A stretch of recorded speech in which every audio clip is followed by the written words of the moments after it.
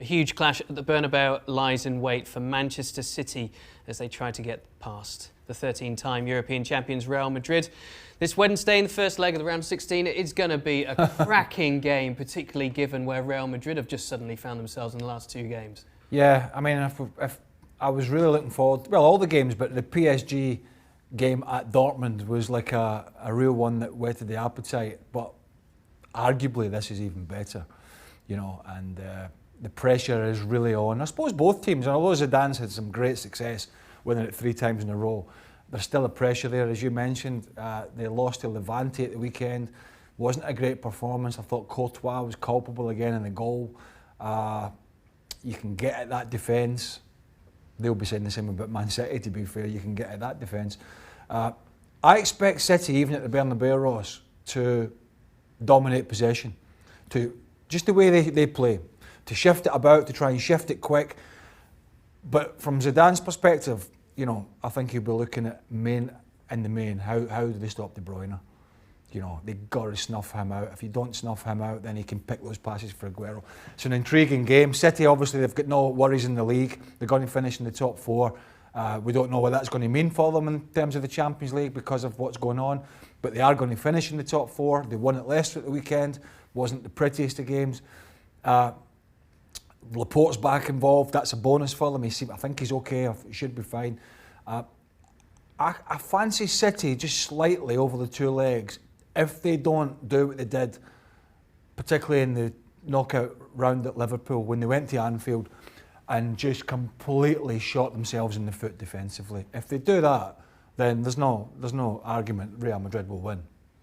When City came into this round, of course, it was all about, well, we've got a really tough tie there, but this is going to be our main focus for the season. The title was sort of ebbing away. Now the title's effectively gone, and we've had all of this stuff come out with the UEFA fines and the bans.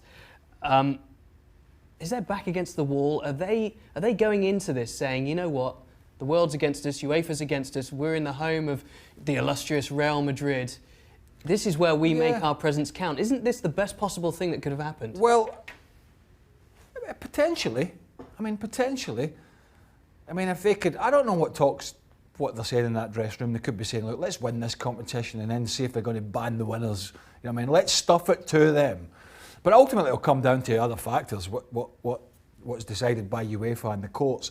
There could be a sense of the siege mentality for them. There could be. However, the one thing I'd say about City, if they get the defensive structure correct, we know they've not been able to do it over the course of a season, and we know they've had injuries. But if they can get it correct over the course of 180 minutes, which is what this tie will be, they're a better footballing side than anybody else in the competition. Footballing side. But it's game management. It's two-legged management.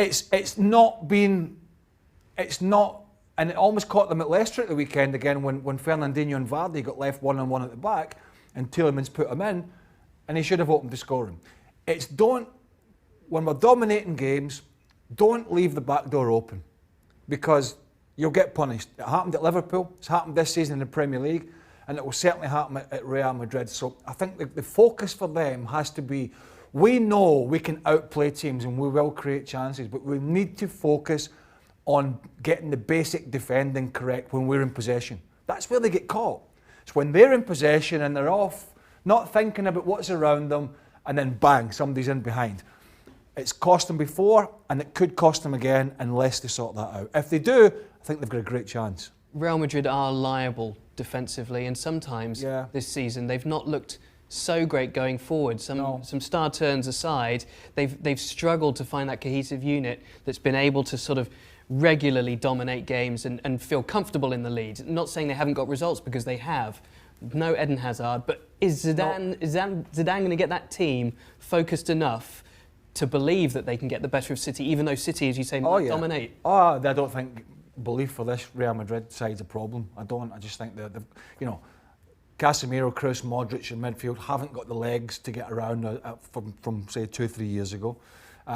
Hazard's he's got a hairline fracture, we believe, or something similar, so he's definitely out. Gareth Bale was back in the side and then wasn't around at the weekend again. What the hell's going to happen with him? Nobody knows. So there are a few question marks over Real Madrid. The one question mark I wouldn't have is over their ability to, when their backs are against the wall, particularly at Bernabeu, to get some results. Now, they've had some good refereeing decisions in recent years. I'm thinking the Bayern Munich game. They had the rub of the green like you'll never believe in that game 2 or 3 years ago, whenever it was. With Vidal, with Vidal and such. Oh, it was horrendous. I mean, there was offside goals and there was people who should have been sent off. It was one of those. Wow, I'm sure that's not going to happen again. Let's hope we have a clean game. Two great sides. I think Man City are the better of the two sides. It just comes down to City's defence.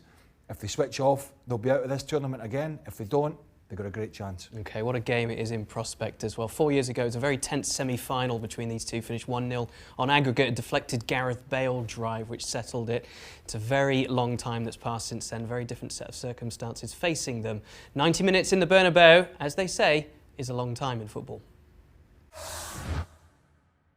Thanks so much for watching ESPN on YouTube. And for more sports highlights and analysis, be sure to download the ESPN app. And for premium content and live streaming, subscribe to ESPN+.